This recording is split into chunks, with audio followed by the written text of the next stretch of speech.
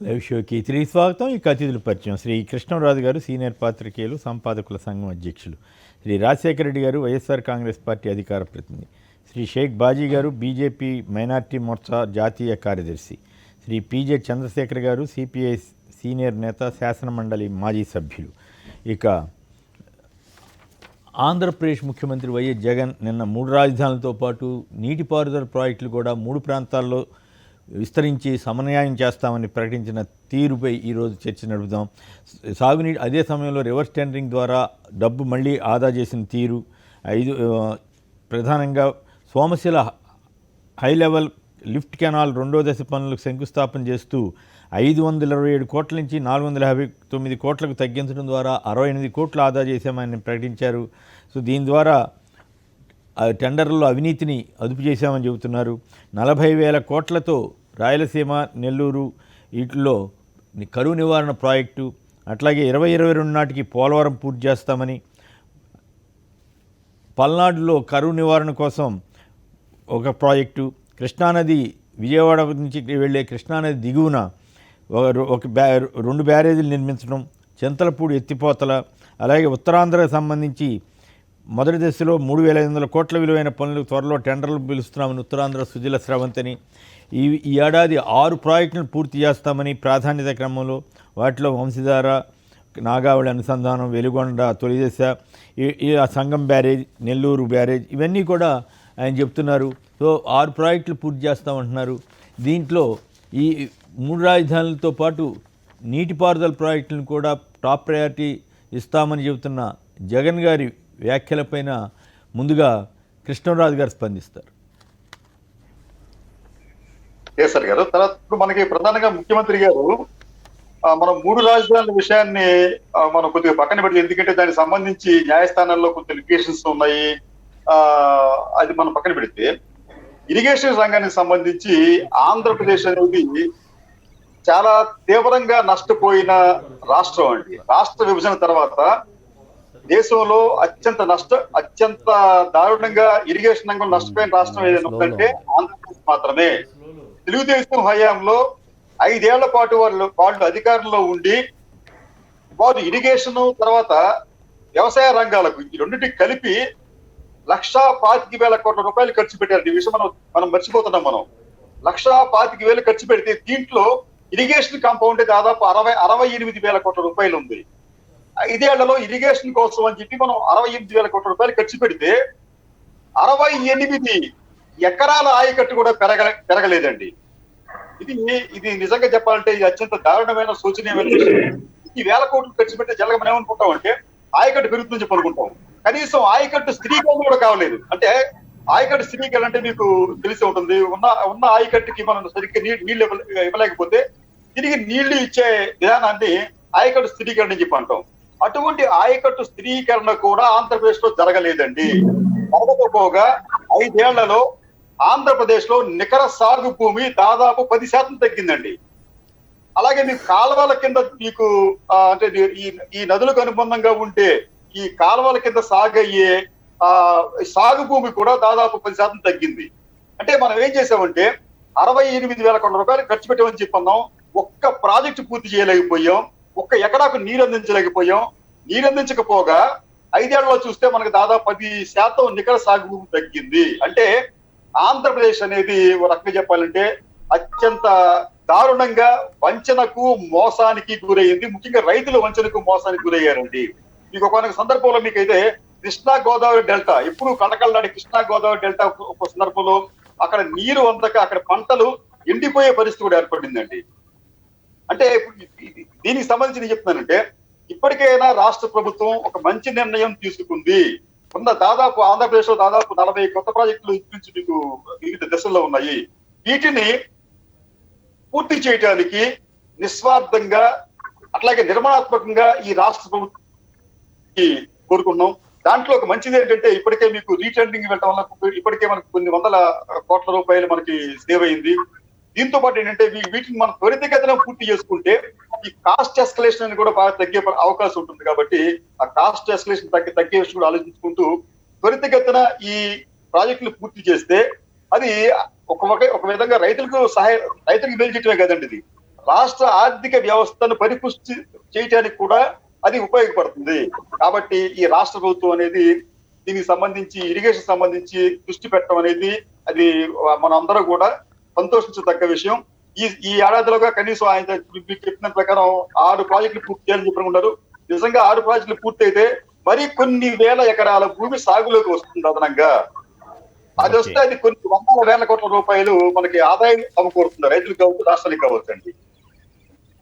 Okay, TC Narayana Reddy గారు గొంతుకల్ నుంచి. నారాయణ రెడ్డి గారు చెప్పండి, 6 ప్రాజెక్టులు ప్రాధాన్యత క్రమంలో పూర్తి చేస్తామని, రాయలసీమకు 40,000 కోట్లతోటి కరువు నివారణ ప్రాజెక్టు అమలు చేస్తామని చెబుతున్నారు సీఎం జగన్ గారు. దాని మీద మీ కామెంట్ ఏమిటి?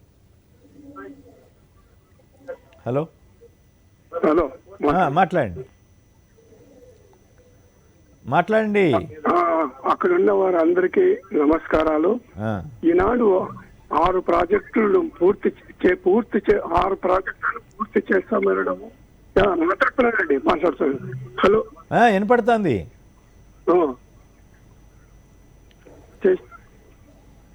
రైట్, రాజశేఖర రెడ్డి గారు మీరు మాట్లాడండి.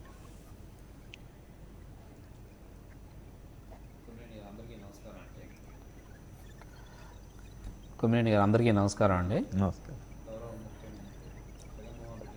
నిన్న గౌరవ ముఖ్యమంత్రి జగన్మోహన్ రెడ్డి గారు ప్రస్తావించినట్టుగా 3 రాజధానుల పాటు 3 ప్రాంతాల అభివృద్ధి అంటే తాగు సాగునీరు పరంగా ఈ రాష్ట్రాన్ని ఏ రకంగా అభివృద్ధి చేయబోతున్నాను మరొకసారి పునరుద్ఘాటించారు. అంటే ఈ ప్రభుత్వం యొక్క ప్రాధాన్యత ఏంటనేది మరొకసారి చెప్పడం జరిగింది. అయితే ఇందులో ముందుగా మనం ఇప్పుడు నిన్న జరిగినటువంటి సోమశిల ప్రాజెక్ట్ 2వ దశ పనులు వర్చువల్ ద్వారా స్టార్ట్ చేయడం జరిగింది. అయితే ఈ సెకండ్ స్టేజ్లో ఉన్నటువంటి ఫేజ్ ద్వారా మనం అక్కడ మన నెల్లూరు జిల్లాలో ఉన్నటువంటి వింజమూరు కానివ్వండి, లేకపోతే దుత్తలూరు అంటే ఆత్మకూరు, ఉదయగిరి నియోజకవర్గాలు విస్తరించినటువంటి ఈ ప్రాంతం దుర్భిక్షం నుంచి వాళ్ళని రక్షించి వారికి కావాల్సిన సాగునీరు కల్పించడానికి ఉద్దేశించిన ప్రాజెక్ట్ ఇది. అయితే ఈ ప్రాజెక్టు ద్వారా రైతులకి నీరు అందించడంతో పాటు మిగతా ప్రజలకి మనం ఏం సేవ్ చేయగలిగాం దీని ద్వారా నిరూపించుకోవడానికి ఇందులో ఒక ఉదాహరణ, దాదాపు మీకు 68 కోట్లు మనం సేవ్ చేయడం జరిగింది రివర్స్ టెండరింగ్ ద్వారా.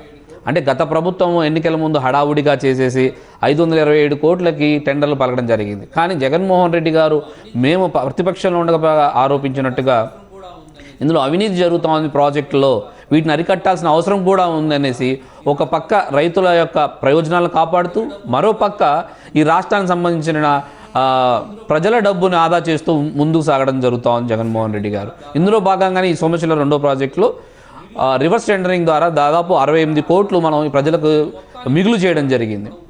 దాని ద్వారా రాష్ట్ర ప్రజల మొత్తానికి కూడా మనం ఉపయోగకరంగా మారింది.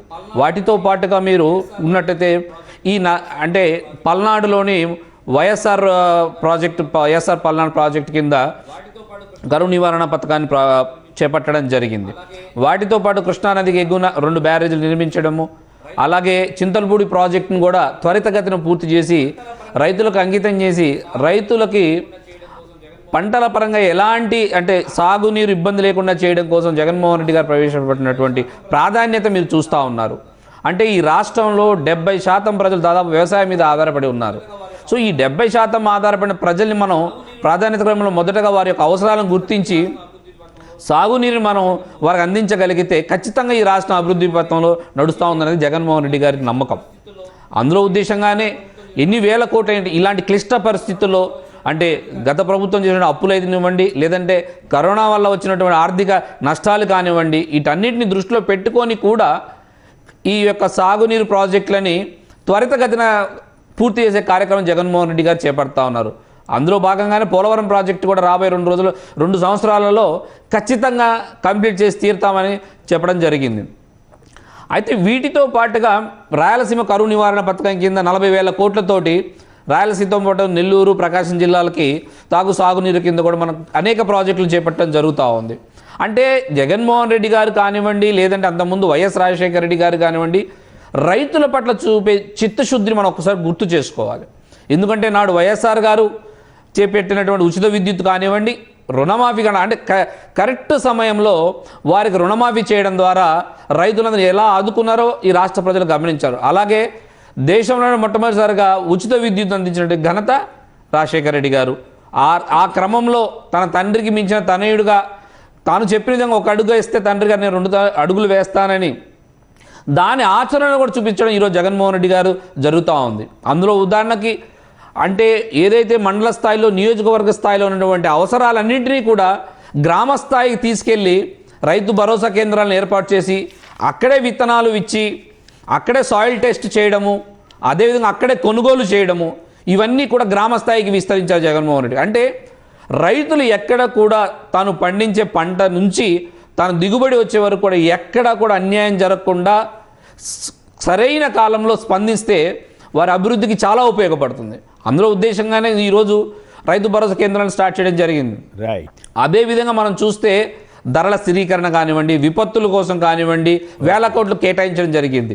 అంటే ఇవన్నిటినీ కూడా మనం ఒకసారి దృష్టిలో పెట్టుకుంటే ఈ ప్రభుత్వము జగన్మోహన్ రెడ్డి గారు రైతుల పట్ల ఏ రకంగా స్పందిస్తుంది, అదే రకంగా ఇంకొకటి కొమ్మినేని గారు అంటే మన ఆంధ్రప్రదేశ్ చరిత్రలో అదే సీజన్కి ఇన్పుట్ సబ్సిడీ ఇచ్చిన ఘనత ఖచ్చితంగా జగన్మోహన్ రెడ్డి గారిదే. ఇవన్నీ ఏంటంటే రైతుల పట్ల ఈ ప్రభుత్వానికి ఉన్న చిత్తశుద్ధిని తెలుస్తూ ఉంది. కాబట్టి రాబోయే కార్యక్రమం జలయజ్ఞంలో ప్రాధాన్యతల పరంగా ప్రాజెక్టులన్నీ కంప్లీట్ చేసి ఈ రాష్ట్ర ప్రజలకు అంకితం చేసే కార్యక్రమం త్వరితగతిన పూర్తి చేస్తారు జగన్మోహన్ రెడ్డి గారి ప్రభుత్వం అనేసి మరొకసారి చెప్తా ఉన్నాను కొమ్మినేని గారు. రాంబాబు గారు కృష్ణా జిల్లా నుంచి. రాంబాబు గారు చెప్పండి, కృష్ణాకి దిగువన ఇంకా 2 బ్యారేజీలు నిర్మిస్తామని జగన్ గారు ప్రకటించారు, మీరు ఎట్లా స్పందిస్తారు దాని మీద? సార్ జగన్మోహన్ రెడ్డి గారు ఏం చేసినా కరెక్ట్గానే ఉంటుంది sir. Good morning sir. Sir నమస్కారం సార్. అది జగన్మోహన్ రెడ్డి సార్ ఏం చేసినా కానీ అది 4 రకాలుగా ఆలోచించే చేస్తారు ఏదైనా. ఓకే, అది అంత తొందరగా డెసిషన్ తీసుకోరు, అది అందరికి మంచి జరిగిద్ది అనుకుంటేనే తీసుకుంటారు. ఓకే, అది దానికి మాత్రం మేము హ్యాపీగానే ఫీల్ అవుతున్నాం సార్. సో నీటిపారుదల ప్రాజెక్టుల మీద కాన్సన్ట్రేట్ చేయడం కూడా బాగానే ఉందా? ఇప్పుడు పోలవరం 22 నాటికి పూర్తి అవుతుందని. అవును సార్, చాలా ఫాస్ట్ గా రేత్రనక పగలనక అసలు ఎంత చేస్తున్నారంటే అసలు అప్పుడు ఎంత జరగల సార్. రేత్రి అసలు ఏమీ చేసేవాళ్ళు కాదు, ఇప్పుడు కూడా రేత్రి పొగులు చేస్తున్నారు. ఓకే, దానికి చాలా హ్యాపీ ఫీల్ అవుతున్నాం ఏది చేసినా కానీ జగన్మోహన్ రెడ్డి గారు. రైట్. అది సార్ మీకు రిక్వెస్ట్ అడుగుదామని ఫోన్ చేశా సార్. ఏంటది? అది నేను యాక్చువల్గా నాది ఎంటెక్ అయిపోయింది సార్, ప్రెసెంట్ స్టూడెంట్ ని. అది నాకు ఫీజు రీఎంబర్స్మెంట్ ఒకటి పర్లేదు సార్. అది కాలేజీ వాళ్ళు సర్టిఫికేట్లు ఇవ్వమంటున్నారు. కరెక్ట్, ఆ సంబంధిత ఆఫీసర్లను లేకపోతే వాళ్ళను అడగండి. అక్కడ విలేజ్ సెక్రటేరియట్ లో ఇన్ఫార్మ్ చేయండి. మిగతా వాళ్ళందరూ విలేజ్ సెక్రటేరియట్ మిగతా వాళ్ళకి వచ్చినాయా? అదే సార్, విలేజ్ సెక్రటేరియట్ లో కొమ్మినేని గారు. రైట్. ఓకే, రాంబాబు గారు లైన్లో ఉన్నారా? రైట్. మిగతా వాళ్ళకి వచ్చినాయా? మీకు ఒక్కరికి రాలా సార్? ఎవరికి పడలేదు. ఎవరికి పడలా? అది మరి అయితే ప్రభుత్వాన్ని అడగండి, లేదా మంత్రులు మీ ఎమ్మెల్యేలను ఎవరిని అడగండి, వాళ్ళు ఏమన్నా సమాధానం చెప్తారు, చూద్దాం. రైట్. ఇక బాజీ గారు సార్, స్పందన కార్యక్రమంలో పెడితే మీకు తక్షణ సహాయం అందుద్ది. రైట్. బాజీ గారు నమస్కారం. కేఎస్ఆర్ గారు నమస్కారం. మాట్లాడండి. ప్యానెల్లో ఉన్నటువంటి రాజశేఖర రెడ్డి గారికి, కృష్ణరాజు గారికి అందరికీ నమస్కారం. వ్యూయర్స్ కూడా నమస్కారం తెలియజేస్తా ఉన్నాను మీ ద్వారా.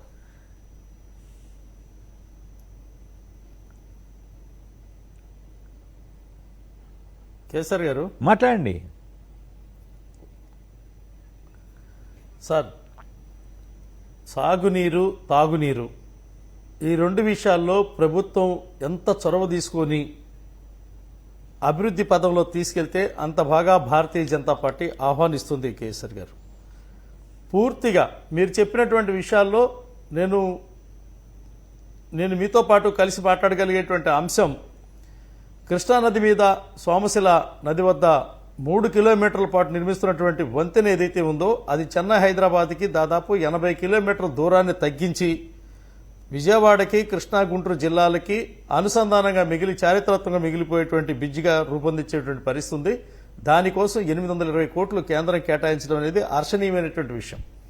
కోస్తా క్యారిడార్లో ఉన్నటువంటి 990 కిలోమీటర్ల క్యారిడార్ ఏదైతే ఉందో ఇవాళ సాగర్మాల పేరు మీద మనం మచిలీపట్నం కానీ మిగతా అన్ని జిల్లాల్లో ఉన్నటువంటి సాగర్ ఏదైతే సముద్రానికి అనుసంధానంగా ఉండేటువంటి రోడ్ల విషయంలో కేంద్రం ఇస్తున్నటువంటి ప్రోత్సాహ సహాయకానికి ఏదైతే ఆర్థికంగా మనకి ఆదుకునేటువంటి విషయాలు ఏవైతే ఉన్నాయో దాన్ని పూర్తిగా ప్రభుత్వం అందుకొని అభివృద్ధి పథంలో తీసుకెళ్తుందని చెప్పినటువంటి విశ్వాసాన్ని నేను మీకు వ్యక్తం చేస్తా ఉన్నాను కేసీఆర్ గారు.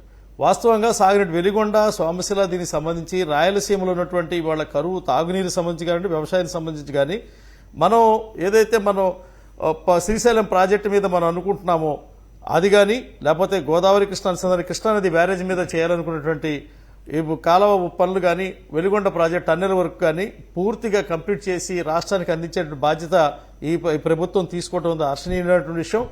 ప్రాంతాల వారీగా అభివృద్ధి చెందాలని చెప్పని మనం కోరుకుంటా ఉన్నాం. ఏ ప్రాంతం కూడా వెనకబడేటువంటి తారని గుర్తు కాకూడదు. గతంలో అటువంటి వెనకబడినటువంటి పరిస్థితి జరగబట్టి ఎటువంటి చేదు అనుభవాలు ఎదుర్కొన్నామో మన అందరికీ తెలిసినటువంటి విషయం. పోట్లాడుకుంటూ నిరంతరం పోయేటువంటి పరిజ్ఞానం ఏదైతే ఉందో దానివల్ల వచ్చేటువంటి లాభం లేదు. గత ప్రభుత్వం చేసినటువంటి తప్పులు చేదు అనుభవాలు ఈ ప్రభుత్వం ఉదాహరణగా తీసుకుంటుందనేటువంటి ఆలోచన రివర్స్ టెండరింగ్లో ఇవాళ చేస్తున్నటువంటి ఆదాయం ఏదైతే ఉందో అదేవిధంగా ప్రజాభివృద్ధి కోసం కాంక్షించేటువంటి అడుగులు ఏవైతే ఉన్నాయో తప్పనిసరిగా ఇది ప్రజల అభివృద్ధి కోసం జరగాలని కోరుకుంటున్నాం. గతంలో ప్రచార ఆర్భాటాలు ఏదైతే సమయానికి ఫలితాన్ని ఇవ్వకుండా గ్రాఫిక్స్లు మాటలు చెప్పినటువంటి ప్రభుత్వాన్ని మనం చూసి మనం కొత్త రకమైనటువంటి అడుగులు పడాల్సినటువంటి పరిస్థితి ఉంది. అటువంటి ప్రభుత్వాలు ప్రజలు ఏమిచ్చారో తీర్పు కూడా మనం మన్నం చేసుకోవాల్సిన అవసరం ఉంది. ప్రజా అభివృద్ధి సంక్షేమ యాత్రలో కేంద్రంతో కలిసి అన్ని అభివృద్ధి పనులు కూడా సక్సెస్ఫుల్గా పూర్తి చేసుకోవాల్సింది చెప్పని భారతీయ జనతా పార్టీ ఆకాంక్షిస్తూ ఉంది. కేసర్ గారు రైట్. చంద్రశేఖర్ గారు నమస్కారం సార్. అందరికీ ఇక్కడ ప్యానెల్లో ఉన్నటువంటి పెద్దలకి అందరికీ కూడా నమస్కారం. చాలా సంతోషించవలసినటువంటి విషయం ఏంటంటే జగన్మోహన్ రెడ్డి గారు 16-17 నెలలు అధికారంలోకి వచ్చిన తర్వాత పోలవరంలో భారతీయ జనతా పార్టీ కేంద్ర ప్రభుత్వం రెండు చాలా కన్వీనియంట్ గా మనకి చేయించిన తర్వాత ఇప్పుడు 3 ప్రాంతాల్లో ఉన్నటువంటి రైతులకి లేకపోతే వ్యవసాయానికి సంబంధించినటువంటి నీటి ప్రాజెక్టుల మీద ప్రత్యేకించినటువంటి దృష్టి పెట్టి ఒక టైం టేబుల్ ప్రకారంగా వాటిని పూర్తి చేయాలనేటువంటి ప్రకటన జగన్మోహన్ రెడ్డి గారు నిన్న ఏదైతే చేశారో దాన్ని on the face of it అంటారే దాన్ని ప్రాథమికంగా దాన్ని స్వాగతించాల్సినటువంటి అవసరం ఉన్నది. ప్రజలందరూ స్వాగతిస్తారు. అయితే సంతోషించడం వేరు, స్వాగతించడం వేరు. సంతోషం ఎప్పుడు వస్తుందని అంటే వారు ఏదైతే మనకి ఈ విశ్వాసాన్ని కలిగించే పద్ధతిలో చెప్పారో అది ఆచరణలోకి వస్తున్నటువంటి క్రమం, ఆ ఆచరణలోకి వస్తుందనేటువంటి విశ్వాసం ఎంత ఎక్కువగా ప్రజల్లోకి వస్తుందో ఆ మేరకు సంతోషం ఉంటుంది. కానీ ఈ మన ఆంధ్రప్రదేశ్లో ఉన్నటువంటి ప్రజల యొక్క అనుభవాలు, తరతరాల నుంచి ఉన్నటువంటి అనుభవాలు ఏంటంటే పాలకులు ఎవరున్నా కానీ వారు అన్ని తీయటి మాటలే చెప్తారు కానీ ఆచరణకు వచ్చేసరికి అవి తీపి కబుర్లు కాకుండా చేదు అనుభవాల కింద మిగిలిపోతున్నటువంటి సందర్భం ఉన్నది. కనీసం ఇప్పుడు జగన్మోహన్ రెడ్డి గారు అయినా దీన్ని ఇదేదో నా మాటే శాసనం అనే పద్ధతుల్లో కాకుండా మీ మాట అక్కడ అమలు జరుగుతుందా లేదా, ఎట్లా జరుగుతున్నది, ఏం జరుగుతున్నది అనే దాని మీద ఇప్పుడు నేను మనవి చేసేది ఏమిటంటే ఆంధ్రప్రదేశ్ రాష్ట్ర వ్యాప్తంగా 60%, 70%, 80%, 90% పూర్తయినటువంటి అనేక ప్రాజెక్టులు పెండింగ్ లో డబ్బులు లేక కాంట్రాక్టర్లు ఎన్నికెళ్ళిపోయి కాంట్రాక్టర్లకు బిల్లు చెల్లించక అట్లా ఆగిపోయి ఉన్నాయి. ఇప్పుడు అంజనీనేవాకి సంబంధించి కానీ లేదా రాయలసీమకి సంబంధించినటువంటి అనేక చిన్న చిన్న వేదవతి ప్రాజెక్టులు ఇవన్నీ చిన్న చిన్న ప్రాజెక్టులు ఏదైతే ఉన్నాయో సమయాభావం తక్కువ ఉన్నందువల్ల నేను ఎక్కువ అవన్నీ రిఫర్ చేయటం లేదు. రాయలసీమ అనే దానికి ఇప్పుడు మీకు అందరికి గుర్తుండే ఉంటుంది, ఉమ్మడి కమ్యూనిస్ట్ పార్టీ ఉన్నప్పుడు ఆంధ్ర రాష్ట్రానికి సంబంధించి ఆంధ్రప్రదేశ్కి సంబంధించి నీటిపారుదల సౌకర్యాల గురించినటువంటి దాని మీద ఒక తీర్మానం చేయటం జరిగింది. ఆ తీర్మానం ప్రకారం ఏంటంటే ఎక్కడైతే ఒక్క పంటకు కూడా నీటి సౌకర్యం లేనటువంటి ప్రాంతాలు ఉన్నాయో ఆ ప్రాంతాలకి ప్రాధాన్యతనిచ్చి వాటికి నీటి సౌకర్యం కల్పించే దానికోసంగా ప్రభుత్వాలు పనిచేయాలి, కమ్యూనిస్ట్ పార్టీ దానికోసంగా పోరాటం చేయాలని చెప్పేసి మేము తీర్మానం చేయడం జరిగింది. ఆ మేరకు ఇప్పుడు అది జరిగి 50 సంవత్సరాలు దాటినప్పటికీ కూడా ఇప్పుడు రాయలసీమ లాంటి ప్రాంతము లేకపోతే ప్రకాశం జిల్లా ప్రాంతము, నెల్లూరు, ఉదయగిరి ప్రాంతము, ఈ ప్రాంతం అంతా చూసినట్టయితే ఇవి పూర్తిగా ఒక పంటకు కాదు కదా, దేనికి కూడా భూమి ఉన్నప్పటికీ కూడా నీటి సౌకర్యం లేకుండా పంట పండకుండా వర్షం మీద ఆధారపడి ఎక్కువ వర్షాలు వచ్చినా తక్కువ వర్షాలు వచ్చినా రైతు వ్యవసాయాన్ని వదిలిపెట్టుకునేటువంటి పరిస్థితి ఇంతకుముందు మన కృష్ణరాజు గారు చెప్పినట్టుగా 10% వైపుగా 10%గా దేశవ్యాప్తంగా జరుగుతున్నది. మన రాష్ట్రంలో కూడా భూమిని వదిలిపెట్టి రైతు బయటకు వెళ్ళిపోతున్నాడు. దీనికి అనేక కారణాలు ఉన్నప్పటికీ ప్రధానమైనటువంటి కారణం ఏంటంటే ఇది గిట్టుబాటు కావటం లేదు, ప్రమాదాలు వస్తూ ఉన్నాయి, దీని మీద ట్యాక్సులు ఎక్కువ పడుతున్నాయి, ఇవన్నీ రకరకాల గిట్టుబాటు ధరలు ఇవన్నీ ఉన్నాయి అనుకోండి. అయితే ఇప్పుడు నిన్న జగన్మోహన్ రెడ్డి గారు ప్రకటించినటువంటిది ఏదైతే ఉందో ఇది దీనికి మిగిలినటువంటి శేష భాగాలుగా ఉన్నటువంటి కొంతమేరకైనా పూర్తయినటువంటి ఈ ఏదైతే ఉన్నాయో, లేదా ఇప్పుడు విజయవాడ కింద 2 బ్రిడ్జిలు కట్టేదానికి, కృష్ణానదిలో పెట్టేదానికి, లేదు మన వంశధార ఈ 2 నదుల్ని కలిపేదానికి, లేకపోతే ఈ కేంద్రానికి తోటి సంబంధం ఉన్నటువంటి క్యారిడారు వ్యవహారాలు నింపే దాంట్లో డిపిఆర్లు పూర్తయినాయా? డిపిఆర్లన్నింటినీ కేంద్రానికి సంబంధించినటువంటి వాళ్ళు ఆమోదించారా? ఆ డబ్బులు రిలీజ్ చేయడానికి టైం షెడ్యూల్ ని నిర్ణయించారా? మళ్ళీ పోలవరానికి చేసినట్టే దీన్ని కూడా చేస్తారా అనేటువంటిది లేకపోగా వీటికన్నిటికీ డబ్బులు ఏంటి? మన బడ్జెట్ ఏంటిది? మన బడ్జెట్ ఎంత ఉన్నది? దీంట్లో నీటిపారుదల కోసంగా రాష్ట్ర ప్రభుత్వం ఎంత కేటాయించగలుగుతుంది? ఆ కేటాయించిన డబ్బులతోటి ఎన్ని ప్రాజెక్టులు పూర్తి చేయగలుగుతాము అనేటువంటి వివరణని మన ప్రజల ముందు వారు కానీ, లేకపోతే నీటిపారుదల శాఖ మంత్రి గారు కానీ, లేకపోతే అధికారులు కానీ ఎవరైనా సరే వివరణతోటి కూడినటువంటి దాన్ని, ఇది ఈ టైంలో ఎంత డబ్బుకి ఎంత ఖర్చు ఉంది, కాంట్రాక్టర్కి బిల్లులు పెండింగ్ లేవు, కాంట్రాక్టర్ చేస్తున్నాడు, లేదా కాంట్రాక్టర్ని తొలగించి వేరే కాంట్రాక్టర్ని పెడతాము, లేదా టెండర్స్ పిలుస్తాము, ఏదో ఒక్కొక్క ప్రాజెక్టుకి ఒక్కొక్క దీనికి డెఫినెట్ గా ప్రత్యేకించి వివరణాత్మకమైనటువంటి పరిస్థితులు ఇవ్వకుండా ఉంటే ఇటువంటి మాటలు చాలా వింటున్నాం లేక చాలా రోజుల నుంచి. ఈ ప్రతి ముఖ్యమంత్రి ఇట్లానే చెప్తున్నాడు, చంద్రబాబు నాయుడు ఇంకా చాలా చెప్పాడు, ఏమైపోయింది మా పరిస్థితి అని చెప్పేసి నిస్పృహతో ఉన్నారు. వెలుగొండ ప్రాజెక్టు గురించి మీరు ప్రస్తావించారు, వారు కూడా ప్రస్తావించారు. ఏమవుతున్నది చెప్పి అది మొదలుపెట్టి ఎన్ని సంవత్సరాలు అయింది? ఇప్పుడు పూర్తి కావడానికి ఎన్ని సంవత్సరాలు పడుతుంది? ఈ రకంగా మనం చూసుకున్నట్టయితే ప్రజలు అసలు నమ్మకం అనేటువంటి దాన్ని పాలకుల మీద కోల్పోయినటువంటి. ఇప్పుడు వెలుగొండ అవుతుంది అనుకుంటున్నారా అనుకుంటున్నారా? ఇప్పటికీ చంద్రశేఖర్ గారు నడుస్తుంది సార్. వెలుగొండకి నేను కూడా స్వయంగా 2 సార్లు వెళ్ళాము. మా పార్టీ తరఫున రామకృష్ణ గారు మేము కూడా వెళ్ళాము. అక్కడ అధికారులతో మాట్లాడాము. వీళ్ళు చెప్పే విషయాలకి అక్కడ జరిగే విషయాలకి ఏమాత్రం పొందనుండటం లేదు. వాళ్ళు అక్కడ 4 నెలల నుంచి కాంట్రాక్టర్ వర్కర్స్ జీతాలు ఏమిటి వాళ్ళు పని ఆపేసిన పరిస్థితి కూడా ఉంది. అటువంటివన్నీ రావు కదా, ప్రభుత్వ ఇన్వాల్వ్మెంట్ లేదు కదా. అలాగే అక్కడ ఉన్నటువంటి వెలుగొండ ప్రాజెక్టు నిర్వాసితులు ఎవరైతే ఉన్నారో ఆ నిర్వాసితుల కింద మట్టికి ఇవ్వలేదు. మా పార్టీ తరఫున అది కలెక్టర్ ఆఫీసుల దగ్గర, ఆ సబ్ కలెక్టర్ ఆఫీస్ దగ్గర ఇప్పుడు వారానికి 10 రోజులకు ఒకసారి ఆందోళన చేస్తూనే ఉన్నాం.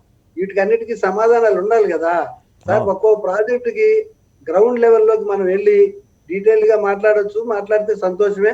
కానీ వాటినన్నింటినీ పక్కన పెట్టేసి ఓవరాల్ గా గంపగొత్తగా అది చేస్తాం ఇది చేస్తామని చెప్పేసి చెప్తే అది ఎలా ఉంటుందంటే అది పొగడ్త కిందనో వర్ణన కిందనో లేకపోతే వాస్తవానికి దూరంగానో ఉండేటువంటి పరిస్థితి, జనాన్ని తాత్కాలికంగా సంతోష పెట్టేటువంటి పరిస్థితి కాకుండా ఉండాలి అని అంటే జగన్మోహన్ రెడ్డి గారు ప్రాజెక్ట్ వైజ్ గా దానికి ఒక మినిస్టర్నో ఒక బాధ్యుడినో పెట్టి డిపిఆర్స్ పెట్టి దానికి డబ్బు సంబంధించినటువంటి వ్యవహారాల మీద క్లియరెన్స్ ఇచ్చి ప్రజల దగ్గరికి వెళ్ళి ప్రజలతో ఇన్వాల్వ్ అయ్యి ఆ జిల్లాలో ఉండేటువంటి కలెక్టర్ గాని ఆ జిల్లాలో ఉండేటువంటి వారిని అందరినీ చేయాలి. అలాగే వీలైతే ఆయన స్వభావానికి విరుద్ధమో అనుకూలమో నాకు తెలియదు, కానీ మొత్తానికి అందరినీ పిలిచి అన్ని పార్టీ వాళ్ళని పిలిచి అయ్యా పోలవరం గురించి కేంద్రం ఇలా అంటున్నది, మన పరిస్థితి ఏమి ఇలా ఉన్నది, దీని మీద ఇలా అనుకుంటున్నాను, మీ సలహాలు ఏమిటి అని చెప్పి అందరినీ కాన్ఫిడెన్స్ లో తీసుకోగలిగితే మరీ మంచిదే. అలాగే ఒక ఆల్ పార్టీ డెలిగేషన్ ని ఆ ప్రధానమంత్రి గారి దగ్గరకో ఎక్కడికో కేంద్రం దగ్గరకో తీసుకొని వెళ్ళి ఈ పోలవరం విషయంలో మీరు చేస్తున్నది చాలా అన్యాయం అండి, ప్రజలకి ఇది మీరు ఇచ్చినటువంటి హామీ కానీ ఇచ్చినటువంటి చట్టం కానీ, కొంతమంది చెబుతున్నారు దీని మీద కోర్టుకు వెళ్తాము, దాని మీద అది చేద్దాం ఇది చేద్దామని.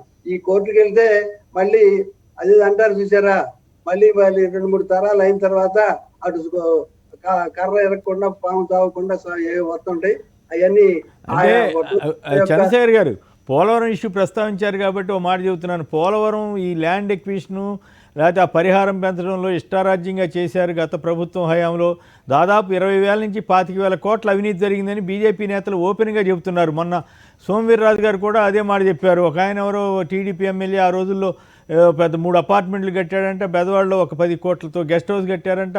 సో దాంతో కూడా ఇదంతా పెద్ద సమస్య అయిపోయిందా, లేక బీజేపీ వాళ్ళకు దీన్ని అవాయిడ్ చేయడం కోసం ఇట్లాంటి ఆరోపణలు చేస్తున్నారా? అవన్నీ సార్ ఈ రోజు ఆంధ్ర రాజకీయాల్లో పెత్తనం చేస్తున్నటువంటి వాళ్ళల్లో నాగార్జున సాగర్ కట్టేటప్పుడు పిల్ల కాంట్రాక్టర్లు సార్ వాళ్ళందరూ ఇప్పుడు ఈ రోజు పెద్ద రాష్ట్ర రాజకీయాలని, రాష్ట్రంలో ఉన్నటువంటి ఆర్థిక వ్యవహారాలని శాసిస్తున్నటువంటి వాళ్ళు. ప్రాజెక్టులు కడతా ఉంటారు, ప్రాజెక్టులో కాంట్రాక్టర్లు ఉంటారు, రాజకీయ నాయకులు కాంట్రాక్టర్లు కలిసి భోంచేస్తూ ఉంటారు, భోంచేసి బొత్స పెంచుకుంటూ ఉంటారు. ఇది సహజంగా జరిగేదే. కేంద్రంలో అధికారంలో ఉండి లేకపోతే సిబిఐ లాంటి ఇన్వెస్టిగేషన్ చేసేటువంటి అన్ని అధికారాలు కలిగినటువంటి బీజేపీ వాళ్ళు తిన్నారు వీళ్ళు తిన్నారు అని చెప్పేసి కథలు చెప్పుకుంటా ఉంటే, కథలు బాగా చెప్తారు అనుకోండి, అది వేరే విషయం. కానీ దాని మీద సారంగా వచ్చేసి దాని మీద ఎంక్వైరీ చేయమనండి, దాని మీద వాళ్ళు చేయమనండి. బీజేపీ వాళ్ళకి వాటా రాలేదని వాళ్ళ బాధ, లేకపోతే ఏంటనేది అర్థం కాదు. నీ చేతిలో అధికారం పెట్టుకొని, నీ చేతిలో సిబిఐని పెట్టుకొని, నీ చేతిలో పూర్తిగా ఆ ప్రభుత్వంలో గవర్నమెంట్ లో నువ్వు ఉంటివి, అప్పుడు వాళ్ళు తినేటప్పుడు నువ్వే చూస్తా ఉన్నావు కదా, నువ్వు కూడా అధికారంలోనే ఉన్నావు కదా, నువ్వు మరి అధికారంలో ఉన్నప్పుడు నీకు తగిన వాటా రాలేదని బాధ, లేకపోతే ఏంటిది? తిన్న మాట వాస్తవం, దాంట్లో అనుమానం లేదు.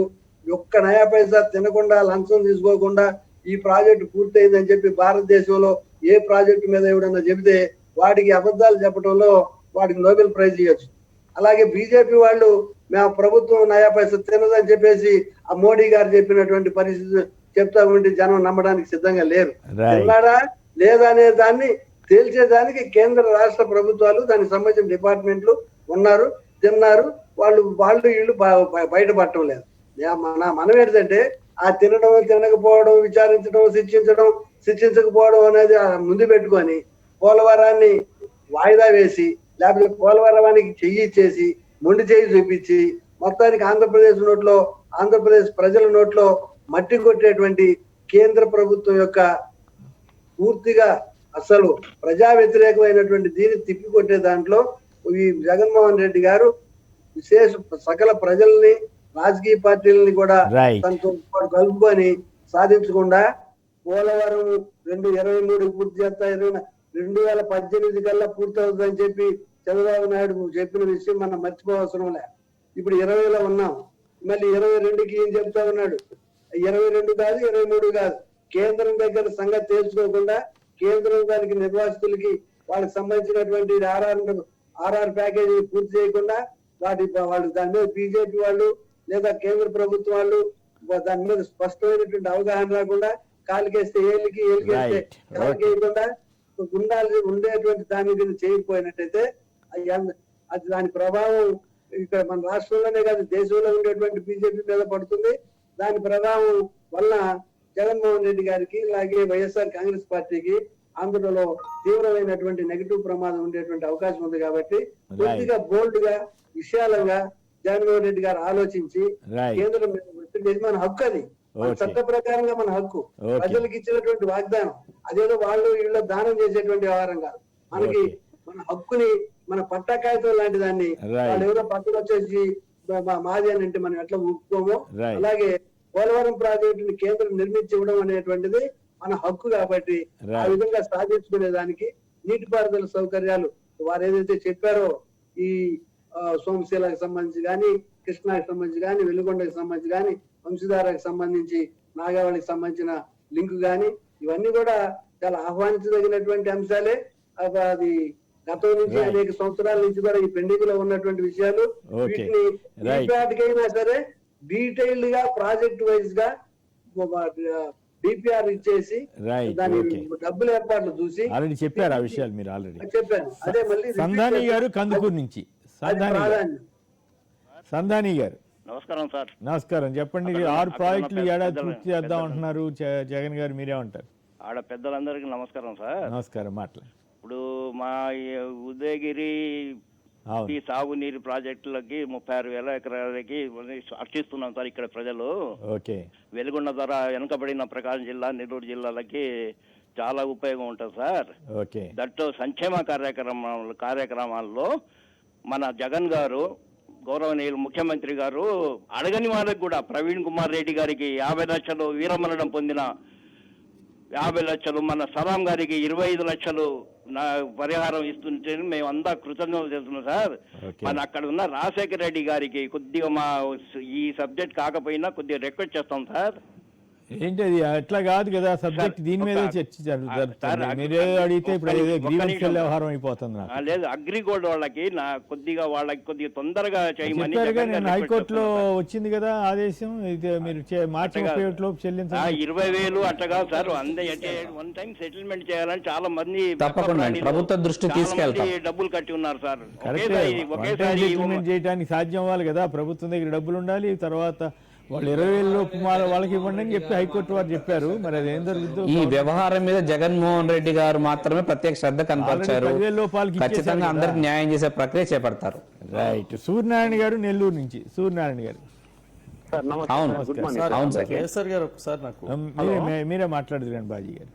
హలో గుడ్ మార్నింగ్ సూర్యనారాయణ గారు మాట్లాడండి సార్. ఇప్పుడు మా నెల్లూరు జిల్లాలో సోమశిల దగ్గర నుంచి మెట్ట ప్రాంతం, ఉదయగిరి, కనిగిరి ప్రాంతంలో ఆత్మకూరు పల్లెల్లో తరుపుతూ కెనాల్ నీటిపారుదలకి అవకాశం ఇచ్చిన జగన్మోహన్ రెడ్డి గారు తీసుకొచ్చిన నిర్ణయం చాలా గొప్ప సార్. మెట్ట ప్రాంతము చాలా మెట్ట ప్రాంతం సార్, కరువు పీడిత ప్రాంతం కూడా. అక్కడ ఇది రావడం, ఇన్ని సంవత్సరాలకి రావడం చాలా హర్షించదగిన విషయం. ఆ విధంగా కృషి చేసిన మా ఉదయగిరి ఎమ్మెల్యే మేకపాటి చంద్రశేఖర్ రెడ్డి గారికి మీ అందరి తరఫున మీ ద్వారా మా అందరి తరఫున ధన్యవాదాలు తెలియజేస్తున్నాను సార్. ఇక పోలవరం విషయంకి వస్తే, పోలవరం విషయంలో ఇట్లా మాట్లాడగలిగిన స్వేచ్ఛ ప్రతిపక్షాలకి ఈ ప్రభుత్వంలో ఉంది సార్. అప్పుడు అసలు కనీసం అభ్యంతరాలు తెలిపే హక్కు ఏ మీడియాలో నేనైతే గమనించలేవు. లాస్ట్ 5 years లో కొంచెం మాట్లాడే ధైర్యం కూడా ఇవ్వాల. ఇది ఇచ్చారు, ఇది చాలు. ఇంకా అఖిలపక్ష మీటింగ్ కన్నా ఇది చాలా స్వేచ్ఛ ఉంది. ఈ విధంగా ఆ జగన్ గారి పిలిచి అఖిలపక్ష మీటింగ్ పెట్టకుండా వీళ్ళు అఖిలపక్షం అందరూ ఒకటయ్యి కొన్ని కేసుల్లో ఇంప్లీడ్ అయిన విషయాలు ఉన్నాయి సార్. ఇప్పుడు నిమ్మగడ్డ విషయంలో కూడా వీళ్ళందరూ ఇంప్లీడ్ అయ్యారు ఒక్క మనిషి ఉద్యోగం కోసం. ఇది కొన్ని వేల మంది రైతుల గురించి వీళ్ళు ఎందుకు పోరాడరు, జగన్ గారు పిలవలేదని ఒక నెపం పెట్టడం కన్నా వీళ్ళు కూడా ప్రయత్నించడం చాలా మంచిది. బాజీ గారు సమాధానం చెప్పండి. కేంద్రం అక్కడ పోలవరాన్ని ఏం చేయబోతోంది అనేది ప్రశ్న సార్. కేసర్ గారు ఒక విషయం అండి సార్, సహజంగా సమాజం అభివృద్ధి చెందాలి, అందరికీ అభివృద్ధి ఫలాలు అందాలి. ప్రతి మానవుడు కూడా తన కుటుంబం అదేవిధంగా దేశం అభివృద్ధి చెందాలనేటువంటి భావనతో మనం సమాజ నిర్మాణం చేసుకుని పరిపాలన కూడా అప్పగించి పరిపాలన చూస్తాం. మనం నిరాశ నిస్పృహలకి చోటు లేనటువంటి సమాజం కావాలని చెప్పి మనం కోరుకుంటా ఉన్నాం. ఎప్పుడు కూడా ఎక్కడన్నా ఒక వ్యవస్థ సంబంధించినటువంటి అంశాలు అవి పనులు కానీ లేకపోతే ప్రజా ఉపయోగమైనటువంటి కార్యక్రమాలు జరుగుతున్నప్పుడు, అందులో లోటుపాట్లు జరుగుతున్నప్పుడు ఎత్తి చూపేటువంటి బాధ్యత వాస్తవాలను దగ్గరగా పెట్టి చూసేటువంటి ఆ కళ్ళకి మాత్రం ఉంటుంది. ఆ కళ్ళు ఎవరికి ఉన్నాయనేది చూస్తే ఈ రోజున దేశంలో భారతీయ జనతా పార్టీ సారథ్యం వస్తున్నటువంటి కేంద్రం ఏదైతే ఉందో, పోలవరం అనేటువంటి అంశాన్ని ముందు నుంచి కూడా దాని అభివృద్ధి కోసం మనం శాయశక్తులా దానికి నిర్మాణం చేయాలని చెప్పని పర్యవేక్షణ కోసం కేంద్ర మంత్రి ప్రత్యేకంగా అనేక మార్లు ఈ విషయాల్లో లోపలికి పరిగించి మరీ వ్యవహారం చేయడం జరిగింది. మేము చేసినటువంటి అభియోగానికి వారు సమాధానం చెప్పాల్సినటువంటి బాధ్యత. అయితే ఏ సమాధానం చెప్పాలి, భూమి ఎందుకు పెరిగింది, పరిహార విషయంలో తేడా ఎందుకు వస్తుందనే దాని మీద కేంద్రానికి రాష్ట్రానికి సంబంధించినటువంటి వ్యత్యాసం ఉంది. ఆ మాట మీరు కూడా చెప్పారు. వామపక్ష సోదరులు ఈ సమాజంలో ఉన్నటువంటి వాళ్ళు మాకు డబ్బులు ఇవ్వకపోతే ఏం ముట్టలేదో లేకపోతే లేదని మాట్లాడటానికి మేమేమి బెదిరించి వాళ్ళ కోరిక తీరకపోతే కాల్చి చంపేటువంటి నిరంతర వర్గ సంఘర్షణలోంచి పుట్టినటువంటి సిద్ధాంతంలో వచ్చినటువంటి కాదు భారతీయ జనతా పార్టీ. ప్రతి పేదవాడికి అభివృద్ధి పదాలు అందాలి, అభివృద్ధి ఫలాలు అందించాలనేటువంటి అంత్యోదయ యోజన లక్ష్యంతో, దీన్ దయాళ్ ఉపాధ్యాయ ప్రవశించినటువంటి లక్ష్యంతో పుట్టినటువంటి పార్టీ భారతీయ జనతా పార్టీ. మాకేమి కుటుంబాలు లేవు, మా వెనకాల ఆస్తులు జాగ చేసుకునేటువంటి ఆలోచనలు లేవు, మేము సంపాదించి దాచుకోవాల్సినటువంటి అవసరం కూడా లేదు. ఇవాళ ముగిసిపోయినటువంటి వామపక్ష భావజాలాన్ని వాళ్ళు మళ్ళీ ప్రజల్లో తీసుకొచ్చి నిరాశ నిస్పృహలతో చేసేటువంటి కదా. అభివృద్ధి పేరు మీద కలిసిపోదాం, ఏదైనా తప్పులు జరిగితే వాటిని నిలబెడదాం, వాటిని మాట్లాడదాం. అంతేగాని ఏదో జరిగిద్ది, ఎప్పుడు జరిగిద్ది, జరిగిద్దో లేదో, జరగపోతే ఏమైద్దో, ఆ ప్రజలు ఏమైపోతారో, వాళ్ళు వర్గాలుగా విడిపోయి పోట్లాడుకుంటారు, పోట్లాడుకున్న వాళ్ళ దగ్గర కేసులు పెట్టిస్తారు, ఆ కేసులు పెట్టించిన వాళ్ళు మా పార్టీలో చేర్చుకుంటారు. ఇక ఎప్పుడు మనం ఇదే పనిగా ఉన్నటువంటి వాళ్ళు ప్రతి వాళ్ళ మీద ఎవరి మీద పోరాడుతా అంటే ఎవరు దొరికితే వాటి మీద కంటిన్యూగా పోరాడుతూనే ఉంటారు. పదండి ముందుకు, పదండి తోసుకు పోదాం పైపైకి ఎక్కడికైనా అడిగితే ఎక్కడికో అర్థం కానటువంటి వామపక్ష సోదరులు మీరు అభిప్రాయం అడిగారు అనుకోండి, అభివృద్ధి గురించి వారు ఏం మాట్లాడతారు? పోలవరానికి నిధులు ఇస్తున్నాం, మొదటి డిపిఆర్కి ఇచ్చాం, రెండో డిపిఆర్లో లెక్కలు తేడా వచ్చింది, లెక్కలు చూసాం, మొన్న డబ్బులు రిలీజ్ చేశాం. భూమి సేకరణలో తేడా వచ్చింది, అడిగాం, లెక్కలు సరిచేయమని చెప్పాం. ఇవాళ రాష్ట్ర అధికారులకు వచ్చినటువంటి పార్టీ కూడా రివర్స్ టెండరింగ్ లో 700 కోట్ల రూపాయలు మిగిల్చింది. మరి ఎట్లా మిగిల్చింది అనేది లేదు.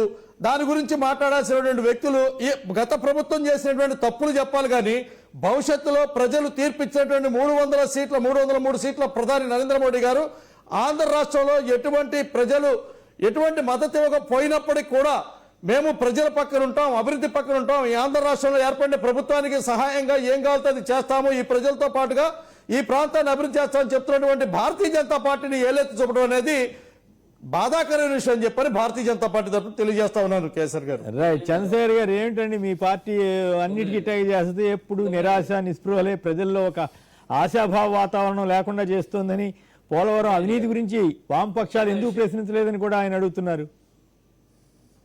రాజీ గారికి ముందుగా వారికి మామూలుగా దండం పెడితే సరిపోదు, ఆయన సాష్టాంగ దండ ప్రమాణం చేస్తే గాని. ఎందుకంటే మీరు పెద్దవాళ్ళు, మీకే ముందు నమస్కారం. కాబట్టి కమ్యూనిస్ట్ పార్టీల గురించి, వామపక్షాల గురించి, వామపక్ష సిద్ధాంతాల గురించి, కనపడిన వాళ్ళని కాల్ చేసే దాని గురించి, ఎదురొచ్చిన వాళ్ళు జైల్లో పెట్టే దాని గురించి ఈ పూర్తిగా చేసి అదేది ఆయన దీన్ దయాళ్ ఉపాధ్యాయ ఉన్నదో ఆయన రైల్లో ఎందుకు చనిపోయాడో ఆయన ఒక్కసారి సమాధానం చెప్తే భారతీయ జనతా పార్టీ, ఆర్ఎస్ఎస్ వాళ్ళ కుట్టు, వాళ్ళ వ్యవహారం, వాళ్ళ చరిత్ర అంతా తెలిసిపోతుంది. ఏంటి దాంట్లో ఏదైనా అనుమానం ఉందా? ఏంటి చెప్పండి, మీరే చెప్పానండి. మొత్తం భారతదేశానికి మాట్లాడదాం.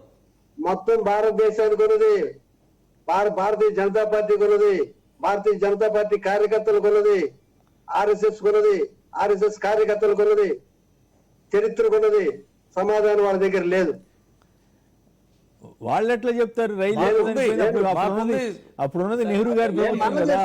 మీ దగ్గర ఏముందో చెప్పండి. రాష్ట్రీయ స్వయం సేవక్ సంఘ్ అంటే ఏంటో నేను చెప్తాను. కమ్యూనిజం ఏమైందో చెప్పండి. ఇప్పుడు అనవసరమైన చర్చ ఇది, సబ్జెక్ట్ కి సంబంధించినటువంటి విషయం కాదు.